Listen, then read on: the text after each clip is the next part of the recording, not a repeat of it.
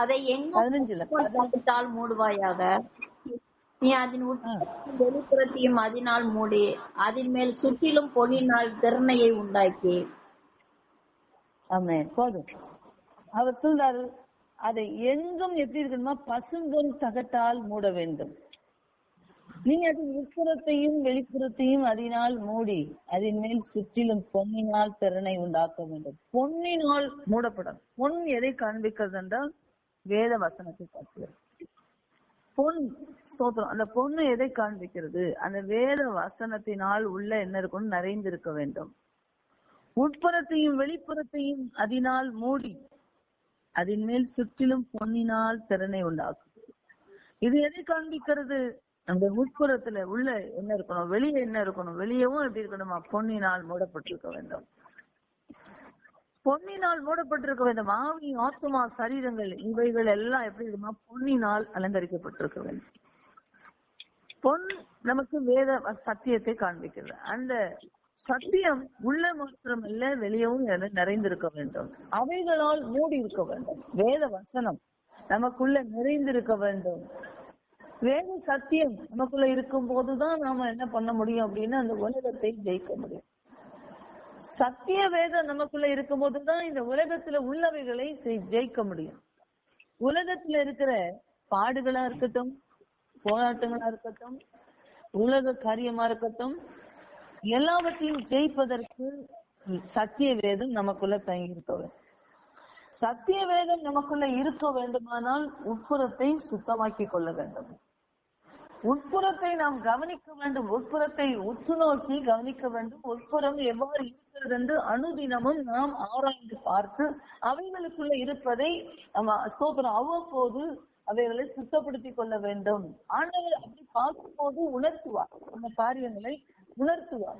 இவைகள் எல்லாம் உள்ள இருக்கிறது அப்படின்னு உணர்த்துவார். அவைகளை அவ்வப்போது நாம் பரிசுத்தம் செய்து கொள்ள வேண்டும். உள்ள இருக்கிற காரியங்களை உள்ள ஸ்தோத்திரம் எது அநீதமும் ஸ்தோத்திரம் பொல்லாப்பும் ஏதாவது காரியங்கள் இருக்கும் என்றால் கர்த்தர் கட்டாயம் உணர்த்துவார். ஏனென்றால் அவர் வாசம் பண்ணுகிற இடம், அந்த இடத்திற்குள்ள ஒரு காரியமும் உள்ள வரக்கூடாது என்று சொல்லுகிற ஆண்டவர்.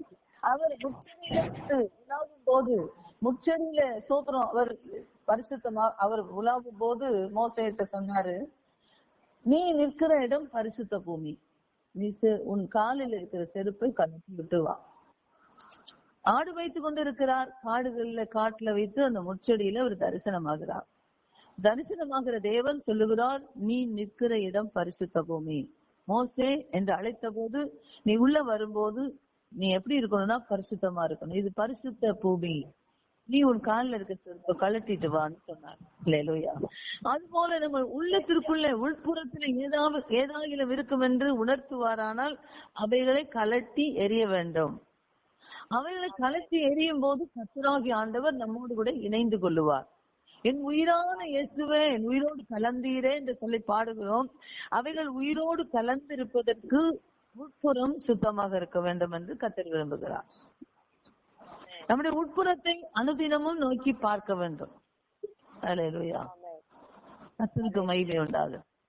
வெளிப்புறம் என்றால் நம்ம வெளியே பாடுவது, ஜெபிப்பது, ஆராதனை செய்வது, ஆலயத்துக்கு போவது எல்லாம் வெளிப்புறத்தை காண்பிக்கிறது. உட்புறத்துல உள்ள என்ன இருக்கிறது, நம்ம உள்ளம் உட்புறம் எவ்வாறு ஆராதனை செய்கிறது, உட்புறம் எவ்வாறு தேவனோடு இருக்கிறது, இந்த உட்புறத்திலே தேவனுக்கு நமக்கும் ஐக்கியம் எப்படி இருக்கிறது என்று நம்மை நாமே ஆராய்ந்து பார்க்க வேண்டும். இருதயம் உடைந்து ஸ்தோத்திரம் அப்படி நாம் நோக்கி பார்க்கும் போது உள்ளான பகுதி உடைந்து தண்ணீர்கள் உடைந்து ஓடுவது மாதிரி உள்ள இருக்கிற அநீதத்தின் காரியம், ஆண்டவருக்கு பிரியமில்லாதவர்கள் எல்லாம் உணர்த்தப்பட்டுட்டே இருக்கும். அடுத்து அவைகள் எல்லாம் அப்படியே ஒன்னொன்னா வெளியே போகும். அப்போ பரிசுத்தமாகும். பரிசுத்த ஆண்டவர், பரிசுத்த ஆவியானவரும் உள்ள வருவார். அல்லேலூயா.